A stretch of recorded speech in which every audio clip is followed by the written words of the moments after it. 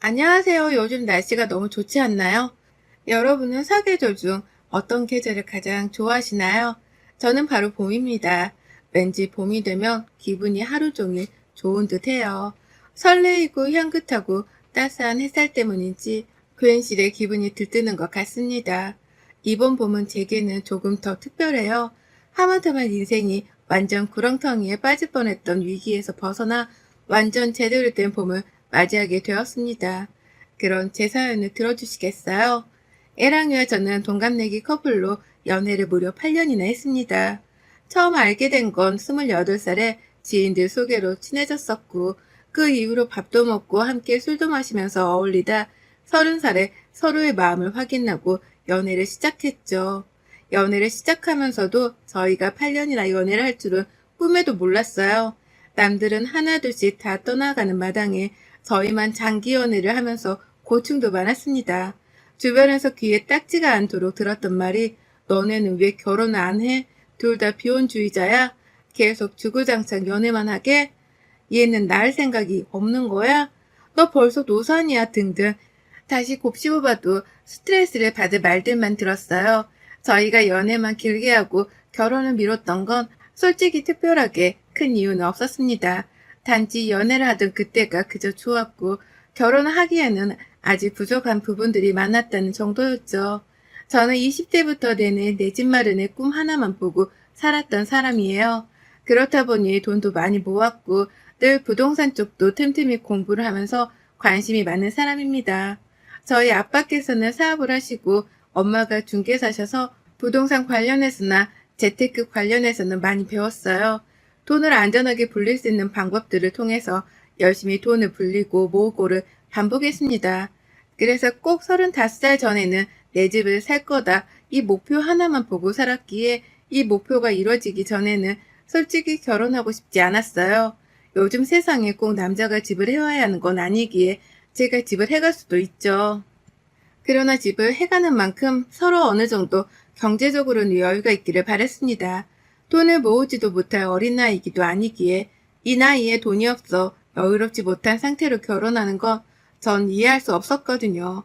처음에는 이 정도로 가볍게 생각을 했었는데 애랑이와 연애를 지속하면서 알게 된 게 애랑이가 돈이 없다는 겁니다. 애랑이가 돈이 없는 이유는 우선 시부모에게 용돈도 주고 있는 걸로 알고 있었는데 무엇보다 돈을 모을 생각을 별로 하지 않는 사람이었어요. 이걸 연애 초반에 알았으니 다행인 거죠. 전 이 사실을 알고 바로 애랑이에게 적금을 똑바로 들으라고 말을 했습니다. 말로만 매번 결혼할 거네 뭐네 이러지 말고 정말 결혼하고 싶다면 내게 돈을 차곡차곡 모으는 걸 보여달라고 했죠. 그래서 매달 애랑이는 급여를 받고 어디에 어떻게 나갔고 어떻게 모으고 있는 건지를 제게 말해줬습니다. 그 덕에 연애 8년 동안 어느 정도는 모을 수 있었어요. 중간에 애랑이가 한 번씩 고가의 제품들을 사려고 들었지만 불필요한 소비라며 뜯어 말렸었죠. 그렇게 연애를 했지만 저 역시도 부족한 부분들이 있었습니다. 전 제 삶을 너무 타이트하게 살았던 사람이에요. 계획 세우는 걸 중시하기에 늘 계획대로 움직였고 여행 같은 건 여름휴가 말고는 꿈도 안 꾸고 그렇게 재미없는 인생을 살았었죠. 그냥 특별한 이유는 없었고 집에서 뒹굴뒹굴 하는 게 나름의 재미였습니다. 그런데 남편을 만나고 나서 주말에라도 어디 가서 바람을 쐬고 오고 그렇게 여유라는 걸 즐기게 되었어요. 참 좋았습니다. 숨통이 트이고 이렇게 살아야 행복하지라는 생각을 했었어요. 애랑이 덕에 여유롭게 사는 방법도 배웠고 너무 계획적으로 움직이지 않고 흘러가는 대로 사는 방법도 배웠습니다. 어떻게 보면 서로가 부족한 부분들을 서로가 채워주면서 만났던 거죠. 또 저희가 연애 기간이 길다 보니까 자연스레 양가 부모님께도 서로 인사를 나누고 안면을 튼 상황이었습니다. 특히나 시댁 식구들과는 정말 친하게 지냈어요. 시부모의 10살 어린 신우가 있었는데 워낙 어리다 보니까 용돈도 쥐어주고 하면서 지냈습니다. 신우가 취직을 하면서 홀로 자취를 하게 되었는데 그 동네가 또 제가 혼자 살고 있는 동네라서 자주 들여다보고 저녁에는 같이 술 한잔도 하는 언니 동생 사이로 지냈죠. 제가 이렇게 신우를 잘 챙기니까 시부모는 저를 더 잘 챙겨주셨고 늘 얼른 결혼하라는 말씀을 하셨습니다. 제가 시댁에 놀러도 자주 갔는데 가서 자고 오기도 하고 정말 서슴없이 지냈어요. 문제랄 거 하나 없이 지냈고 오히려 연애 때부터 이미 결혼을 한 듯 지냈습니다. 이런 남편과의 결혼은 너무나 당연했고 저도 이 사람과 아무리 싸워서 실망하고 열이 받아도 헤어진다는 생각을 해본 적도 없었어요. 그만큼 서로에 대한 믿음이 있었고 관계에 대한 확신이 있었습니다. 8년이란 세월이 결코 쉽지는 않은데 저희는 결혼만 안 했지 거의 결혼한 부부처럼 지냈었죠. 약간의 걱정이 있었다면 노산이라는 부분이었습니다. 그래도 중간에 냉동난자를 해둬서 그거 하나 믿고 마음 편히 지냈어요. 제가 이 부분을 저희 친정엄마랑 상의를 한 적이 있습니다. 아이를 생각하며 서둘러 결혼해야 하나 싶은데 또 아이를 키우려면 여유가 있어야 하니 조금 더 저 사람도 나도 안정이 돼야 결혼을 하지 싶고 고민스럽다고 말이죠. 그러자 인생의 선배인 엄마께서는 이렇게 말씀을 해주셨어요. 요즘 생각이 너무 많은 거 있지? 엄마, 주변 친구들도 왜 결혼 안 하냐고 비혼이냐고 막 그러는 것도 스트레스 받고 진짜 노산이라서 나중에 아기를 못 가지면 어쩔까 싶고 그렇다고 아기 때문에 당장 결혼하는 것도 아닌 것 같고 막 그러네. 영주야, 네가 무슨 말 하는지 아는데 결국 네 인생의 주인공은 너야. 그런데 아기 때문에 네 모든 계획과 생각을 틀어버리는 건 엄마는 아니라고 생각해. 아기는 냉동난자도 해뒀고 만약 모든 방법을 동원해도 아기가 찾아오지 않는다면 그 또한 네 팔자고 인생이야. 그러니 모든 너의 계획을 아기에 초점을 두지 말고 너가 원하는 대로 생각한 대로 그렇게 하길 바래 엄마는. 그치? 나 지금 잘하고 있는 거 맞지? 그럼 엄마는 솔직히 다른 건 몰라도 네가 하는 결정이면 무조건 다 옳다고 손들어 주잖아. 그만큼 넌 신중한 애고 생각도 깊은 애야. 또 네가 결정한 걸 꼭 이루기 위해 노력도 하는 애란 걸 아니까 엄마는 걱정 하나 없어. 우리 딸은 역시 또 잘 해낼 거야. 너 스스로를 믿어봐, 영주야. 저를 너무 잘하시는 엄마께서는 이렇게 멋진 말씀을 해주셨어요. 엄마의 말을 들으니까 제 자신에게 확신이란 게 생겼습니다. 애랑이와도 중간에 대화를 많이 했었지만 저희는 딱 7년에서 8년 정도만 연애를 하면 이 정도 돈이 모일 거고 그 안에 제가 자가집을 매매할 거니까 대충 이렇게 하면 되겠다는 계획을 세웠죠. 그리고 7주년을 맞이하기 직전에 전 30평대 아파트를 매매하게 되었어요. 은행의 힘을 조금 빌리긴 했지만 20대, 30대를 바쳐서 마련한 내 명의의 내 집이다 보니까 감동이 벅차올랐습니다. 너무 행복하고 감동스러운 거 있죠? 집이 대체 뭐라고 그간의 세월 내내 이거 하나 보고 달려왔나 싶기도 하고 많은 생각이 들었습니다. 제가 집을 사자마자 남편에게 프로포즈를 가볍게 했어요. 그리고 저희는 드디어 결혼을 준비하게 되었죠. 집을 사고 리모델링과 인테리어 하는 시간도 꽤 걸리고 직장 예약도 그렇고 대략 8주년을 앞두고 식을 올리는 상황이 되었습니다. 저희는 양가 부모님들께 이 상황을 말씀드리고 결혼하겠다고 정식으로 말씀드렸어요. 워낙 양가 부모님들과 친숙하게 지냈기에 인사를 드리는 것도 어색하지 않았습니다. 드디어 상견례를 하게 되었고 분위기가 너무 좋아서 결국 상견례를 마치고 그 주 주말에는 온 가족들이 함께 여행을 가기도 했어요. 여행을 가서는 함께 이런저런 얘기도 하면서 그간 저희의 8년간의 연애에 대한 비하인드 스토리도 나왔죠.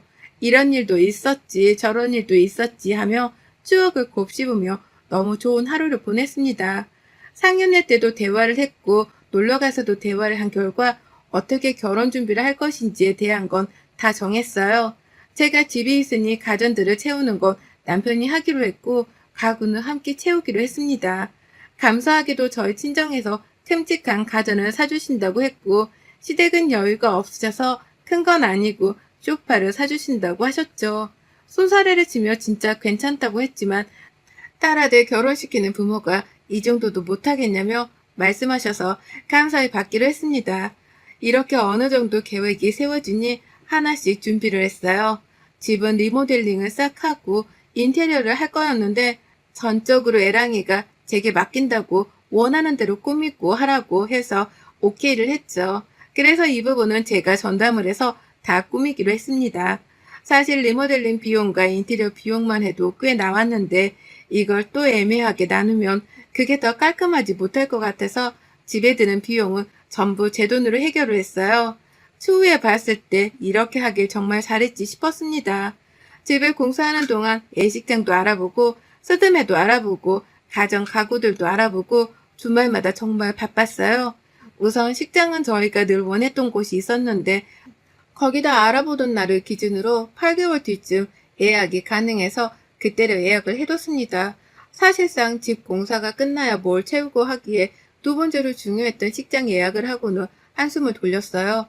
너무 주말마다 바쁘게 알아보고 쉼없이 사니까 서로 예민해지고 힘든 것 같아서 중간에 여행도 다녀왔습니다. 그 후 집 공사가 끝이 나고 저희는 알아봤던 가전 가구들을 집에 들이면서 본격적으로 결혼 준비에 다시 나섰어요. 정말 애랑이와 결혼하는구나 새삼 실감이 났던 것 같습니다. 순탄하게 결혼 준비를 하고 또 일을 하면서 그렇게 일상을 보내고 있었어요. 그러다 어느 날 시모가 전화가 왔습니다. 영준이 바쁜데 전화한 거 아닌가 모르겠네. 아니에요, 어머님. 말씀하셔도 괜찮아요. 통화 가능해요. 그 다름이 아니라 승현이 모르게 둘이 좀 만났으면 하는데 시간 언제가 괜찮겠니? 무슨 일 있으신 거예요, 어머님? 우선은 저 오늘 퇴근하고도 괜찮아요. 그래. 그러면 나 지금 승진네 집에 있으니까 퇴근하고 너네 집에서 좀 보자. 네.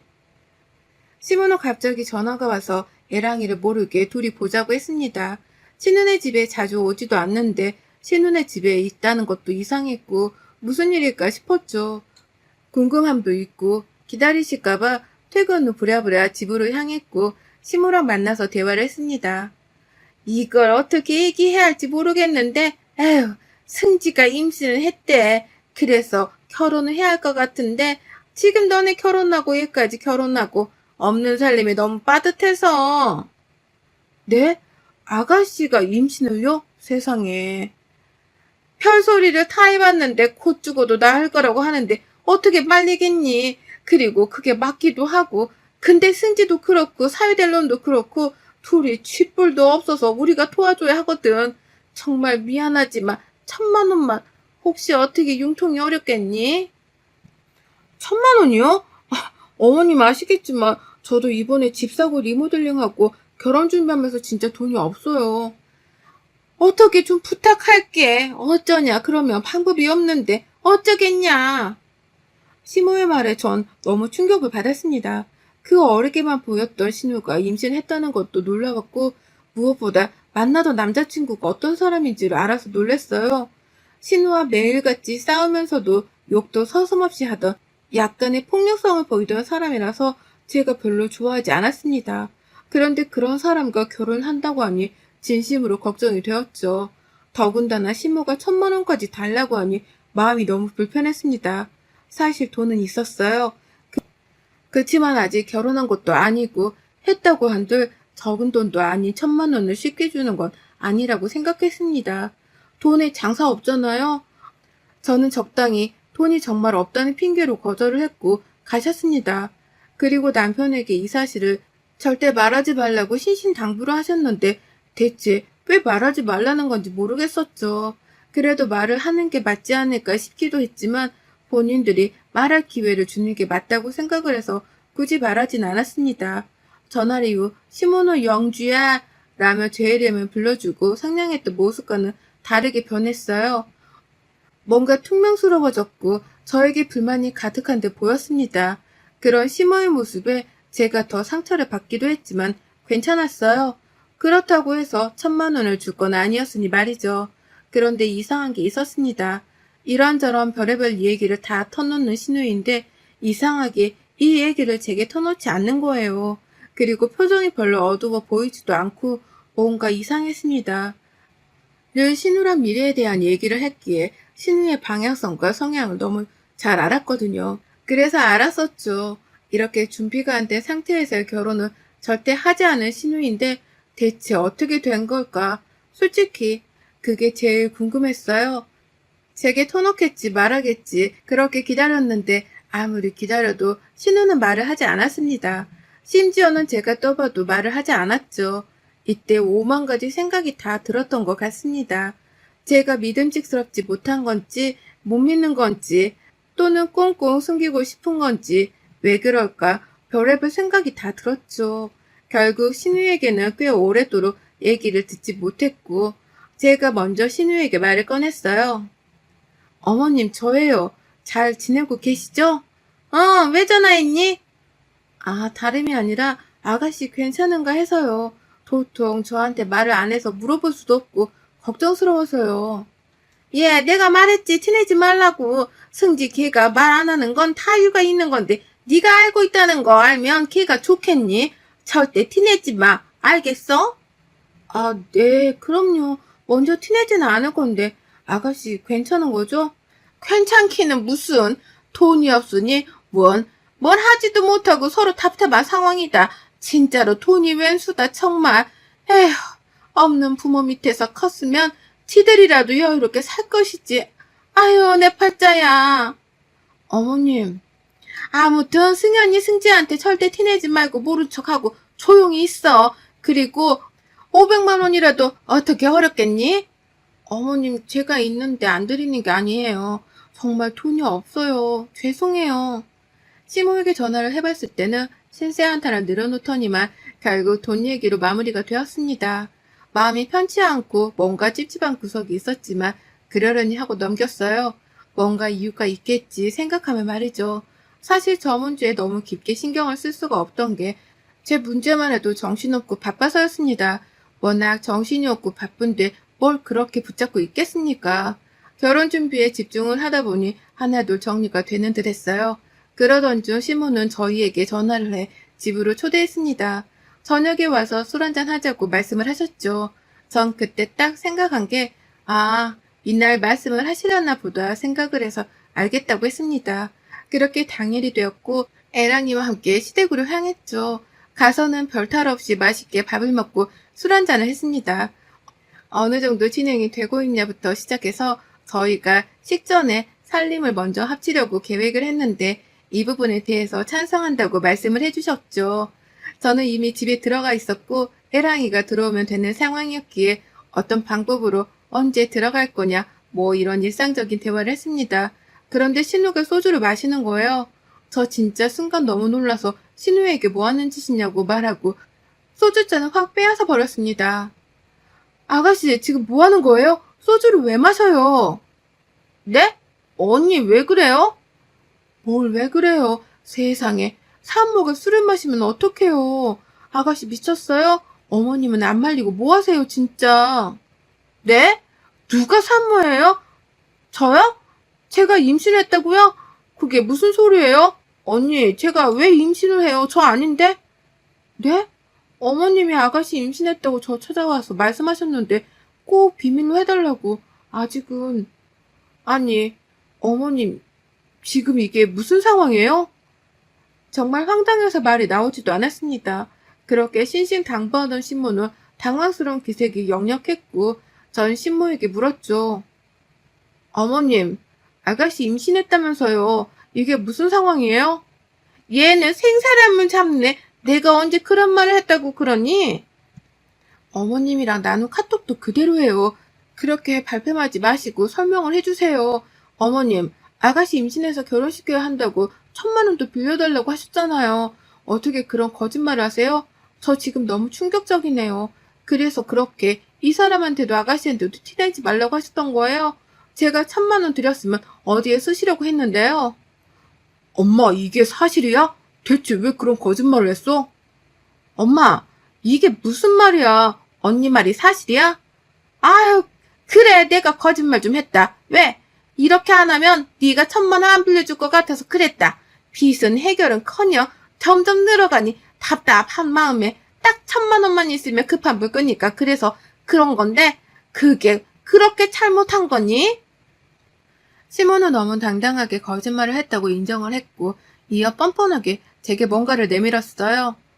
어차피 이렇게 된 거 그냥 까놓고 오늘 말하려고 했는데 잘됐다. 이거 받아라. 그렇게 시모에게 건네받은 A4 용지 한 장에는 큼지막하게 빈 목록이라고 적혀있고 아래에는 세세하게 시댁에 있는 빚에 대한 금액과 이자 등등이 나와 있었습니다. 전 대체 제게 왜 이런 걸 주나 싶어 되물었죠. 저한테 이런 걸 왜 주세요? 왜긴 이게 다 결국은 자식새끼 키우느라고 우리가 진 빚인데 이제 니들이 결혼하면 니들도 같이 갚는 게 맞지 않겠니? 그래서 내가 이렇게 정리를 했어. 어차피 영주 너도 돈 좀 있고 니네 집도 빵빵한데 이게 뭐 돈으로 보이긴 하겠어? 우선은 이자 나가는 것들부터 아까우니까 떨굴 것 좀 떨구자. 우선순위는 1, 2, 3, 4 그렇게 적어둔 대로 보고. 가만 보니 어머님은 저를 돈으로만 생각하셨나 보네요. 그런데 이를 어쩌죠? 전 사람들과 가족이 되고 싶었던 거지 기생충들을 먹여 살릴 생각은 죽어도 없거든요. 더군다나 이렇게 말 같지도 않은 거짓말을 딸 팔아서 한 심으라면 더더욱 가족으로 절대 엮이고 싶지도 않고요. 너무 감사해요, 어머님.